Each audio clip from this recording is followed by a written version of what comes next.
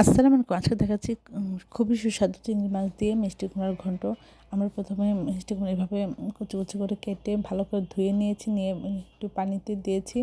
আর এর মধ্যে পেঁয়াজ, কাঁচামরিচ দিয়েছি, পরিমাণ মতো লবণ, আধা চামচ হলুদ গুঁড়ো, আধা চামচ ধনিয়া গুঁড়ো, আধা চামচ জিরা গুঁড়া এবং একটু ছেঁচে রাখা রসুন দিয়েছি। দিয়ে আমরা ঢেকে এটা সিদ্ধ করে নেব। তারপরে পানি শুকিয়ে গেলে আমরা এটা ঘুটে নেব। আর আমরা পাশাপাশি কিছু চিংড়ি মাছ নিয়েছি, এর মধ্যে সামান্য হলুদ, মরিচ, লবণ দিয়ে মেখে নিয়েছি এবং মিষ্টি কুমড়া ঘুটে আমরা পানি শুকিয়ে নিয়েছি। আর পাশাপাশি আমরা তেলের মধ্যে পেঁয়াজ দিয়েছি এবং পরিমাণ মতো 2-3 চামচ রসুন ছেঁচা দিয়েছি। আর মাখিয়ে রাখা চিংড়ি মাছ দিয়ে আমরা কিছুক্ষণ একটু ভেজে নিব। আমরা এর মধ্যেই চিংড়ি মাছটা পুরোপুরি রান্না করে নিব।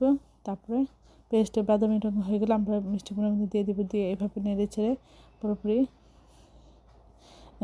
পুরো রান্না করে নেব। তারপরে আমরা এটা নামিয়ে পরিবেশন করব। অসম্ভব মজা হয়। সবাই আমার চ্যানেলটি লাইক এবং শেয়ার দেবেন, সাবস্ক্রাইব করবেন, তাহলে এই ধরনের সুন্দর সুন্দর ভিডিওগুলো দ্রুত পেয়ে যাবেন এবং প্রিয়জনকে বেশি বেশি করে শেয়ার দেবেন।